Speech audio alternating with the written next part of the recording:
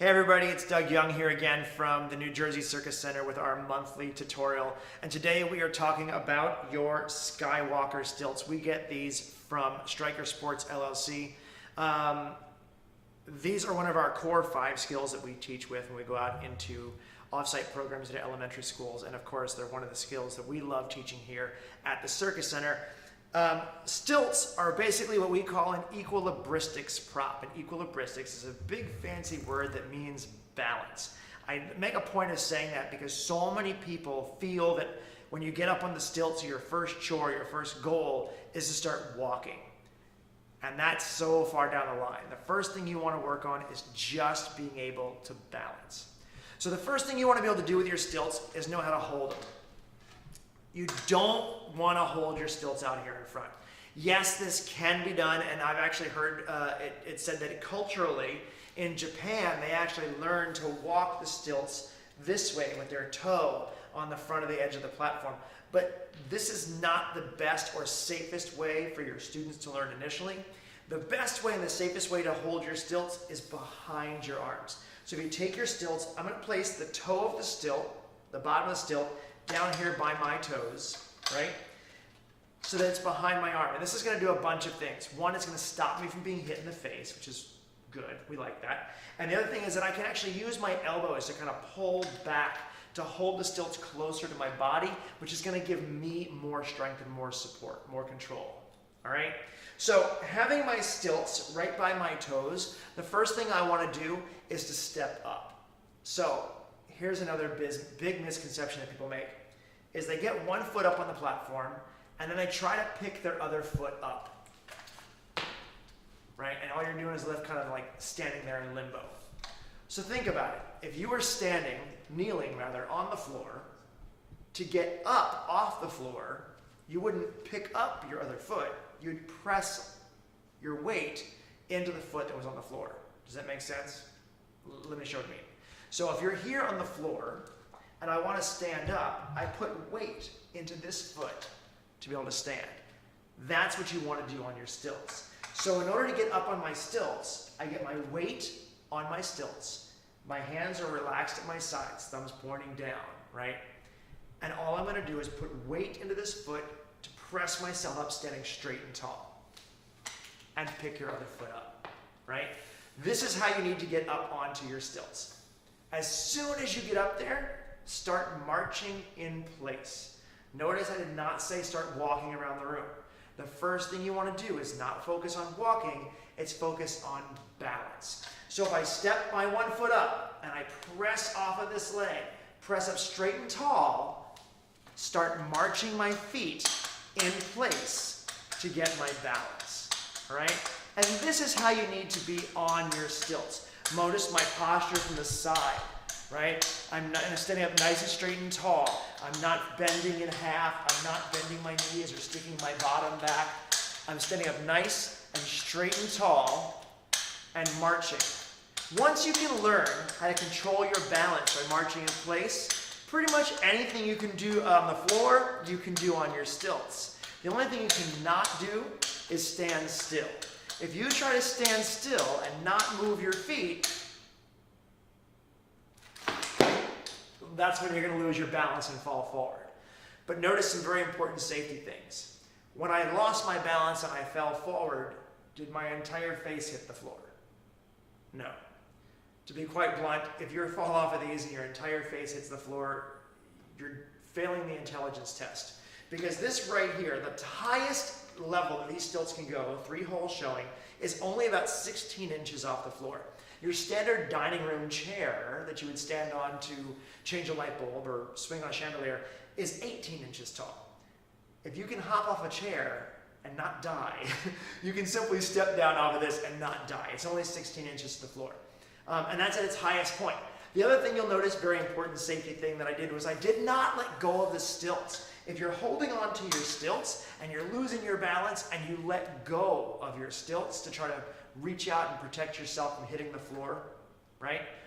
One thing you've just done that could damage yourself is you're reaching down with your hands. And anytime you reach down with your hands, you can put impact into your wrist. It's not good, right? The second thing is that if I let go of this stilt, anybody who is standing around me or near me could have gotten hit by that stilt. And remember our philosophy, you hit your friends, they're going to hit you back. So make sure you hold on to your stilts. So one more time, we'll talk about how to get down off your stilts safely. I've got my stilts at my side, behind my armpits, hands down at my sides, nice and normal.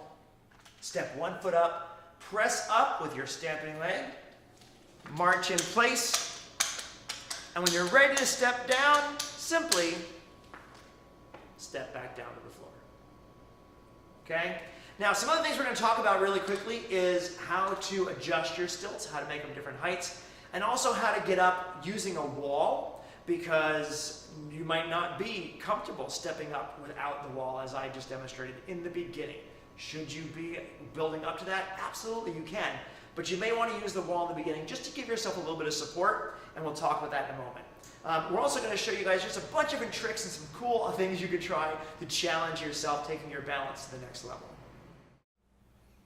All right, so let's talk about, for a moment, how to use the wall to assist you getting up in the beginning. The first thing I'm going to really kind of stress is that watch the angle of your stilt. The deeper of an angle of your stilt, the harder it's going to be for you to step up, and the more it's going to chew up your wall.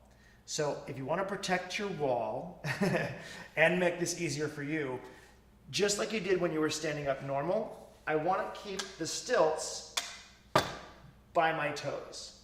I'm still going to keep my stilts behind my shoulders here, right? And then I'm going to step one foot up, and I'm going to lean my body into the wall. So my backside is still connected to the wall, and I'm going to press myself up, leaning into the wall. Now remember, your challenge with stilts is not to walk across the room. It's to find your balance. And right now, I'm not balanced. If this wall were to vanish, I'm going down. So the first thing I want to do is actually contradictory to what your brain thinks. For most people, their brain thinks, push off the wall. And if you push off the wall and you're not ready to start your marching, all you're going to do is fall forward. And we don't want that. So what I want to actually do is not push myself off the wall. I want to go the opposite direction that you're thinking of. I want to go backwards.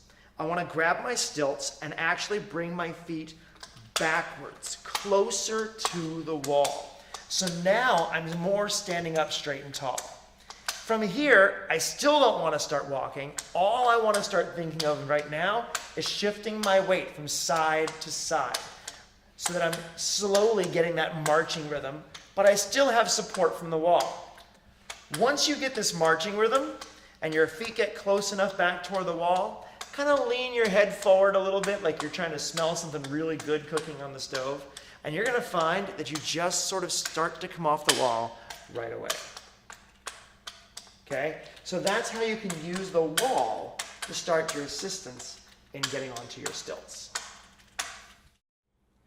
All right, so we've talked about how to use the wall to get up onto your stilts. We've talked about how to get up without using the wall. One thing I want to stress, though, is that if you're trying to learn on your own, this video does not take the place of learning from someone who actually can sit and watch and spot you. But if you are trying to learn on your own, I want to stress safety, safety, safety. You may think it's not that big of a deal because you're not too far off the ground. However, there are some safety things to watch out for. The first thing you want to watch out for is that if you're adjusting your stilts, every time you adjust, check for little cracks in the metal. It can happen. I have seen these things snap. It takes a lot of wear and tear and a lot of weight on them to be able to make them do that. They are really strong and very well-made products, but it can happen to anything. So whenever you're adjusting the height of your stilts, which we'll talk about really quickly, you're going to see this pin here on the back. And you're basically just going to take this O-ring and you're going to, just like you would your keys, car keys, take off your O-ring, and you're going to find this little pin. This little pin slides out, and then your stilt leg can adjust higher or lower. You can bring it pretty much all the way down to the bottom, or as I said, it can go as high as 3 holes showing down the stilt, right? So you can even see on this one here, this one's starting to get a little bit of rubbing wear and tear there. So if I were to adjust this, I'm just going to make note of that when I do it and just kind of check it and inspect it. So when you're going to adjust, just simply make sure that the hole on your foot plate and the hole on your stilt and the hole on the riser is matching up. The pin is going to go in from this side and out the back. And then I'm going to take my ring and hook my ring through the hole on the pin and work the key ring around until it's locked on. And this will keep your stilt locked in pretty safe. The other thing you're going to want to watch out for safety-wise is to check the rubber on the bottom of your stilt. If you look here at the bottom of your stilt, it should be nice and smooth. Over time, this is going to start to wear down. If your stilt starts to wear down, they can actually become very, very slippery on the floor. Now, we have a nice rolled rubber floor here in our gym, so it still gives a lot of grip, but on a regular wooden gymnasium floor, it's going to start to slip on you. So if you look at the base of this foot plate here, you can start to see right there where it's sort of starting to cave in a little bit. That means to me that this rubber cap is starting to go. So I'm going to watch this as we use this in class, and if I see it start to get a little more worse than that, I'm going to go ahead and replace this. And you actually can get these replacement caps. You can order them through us here at the New Jersey Circus Center.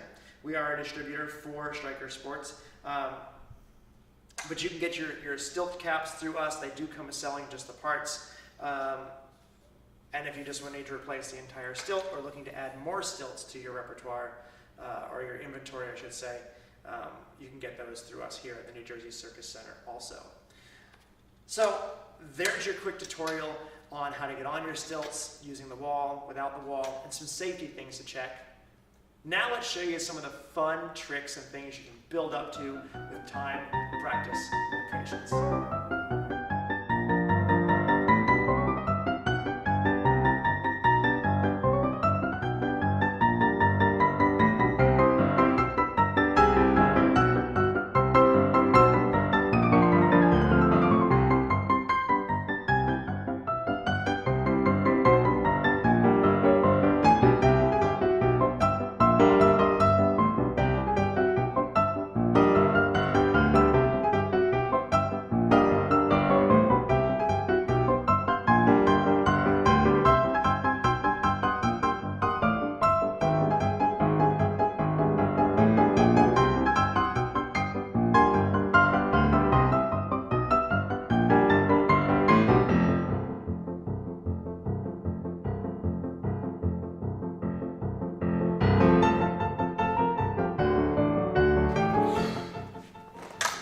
All right, so we've gone over a lot of stuff today. We've gone over some stilt safety, some stilt maintenance. We've talked about how to get up using a wall, how to get up using no wall, just your own power of your own legs.